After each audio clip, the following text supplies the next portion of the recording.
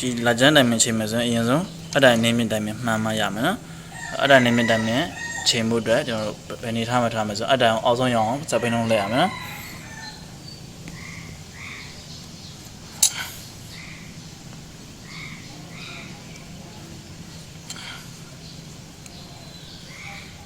အကဒီ1နဲ့လောက်ထောင်းတယ်နော်ကြာလွန်ပြီးတော့နော်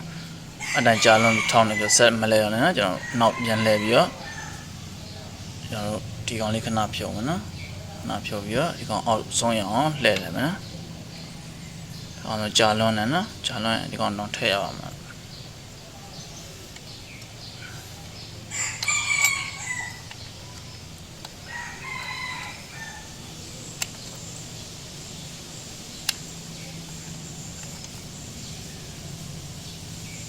ထည့်လို့ရသွားပြီနော်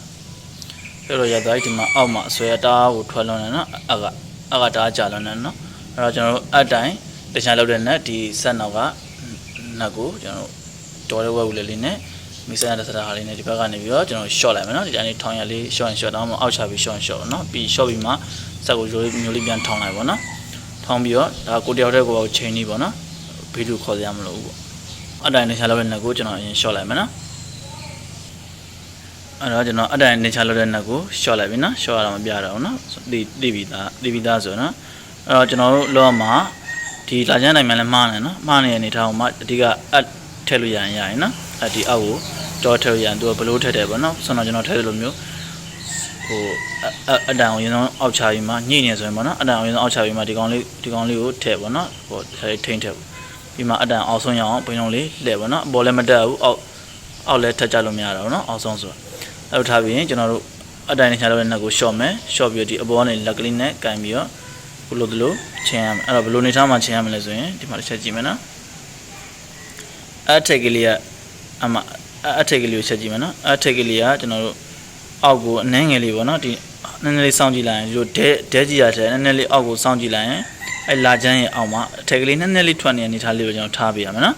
အဲ့ဒါအတိုင်းအောင်ဆုံးလို့ခေါ်ရနော်အတိုင်းအောင်ဆုံးအမှန်ပဲပေါ့အနေထားထားပြီးတော့ကျွန်တော်နောက်ကနေပြီးတော့ကြက်ပြီးအောင်အဲ့တော့မကြက်ခင်မှာကျွန်တော်ဘာလုပ်ရမလဲဆိုတော့အတိုင်း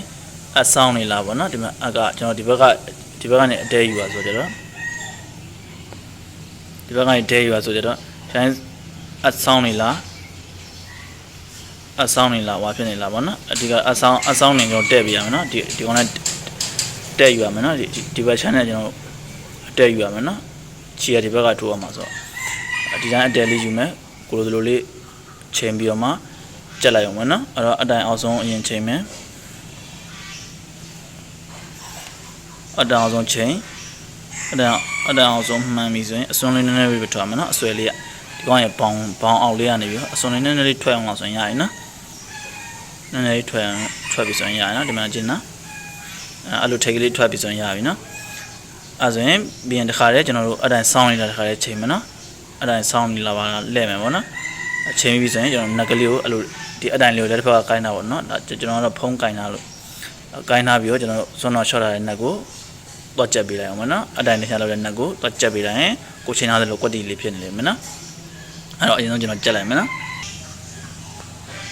အဲ့တော့ကျွန်တော်တို့ဒီမှာမြင်းမြင့်ကိုကွက်တီကျွန်တော်ချိန်ထားနော်အစွန်းလေးနဲ့ထွက်တဲ့အနေထားလေးကျွန်တော်ချိန်ထားရင်ချိန်ထားတော့ကျွန်တော်ဒါအတိုင်းအောင်ဆုံးပေါ့နော်အတိုင်းအောင်ဆုံးမှာအစွန်းလေးနဲ့ထွက်တဲ့ချိန်ဒီကောင်ကအတိုင်းကိုကျွန်တော်တို့အပေါ်ကစားလဲမရတော့ဘူးเนาะဟိုအပိုင်းချက်ထားပြီးရင်အတိုင်းတက်မတက်လဲကျွန်တော်တစ်ခါလေးချိန်ထားဆိုကြတော့ကွက်တီပဲเนาะအပေါက်ကိုကြည့်လိုက်ရင်သိလာနော်အဲဆိုရင်ကျွန်တော်အတာဝင်ပြီးသွားပြီပေါ့နော်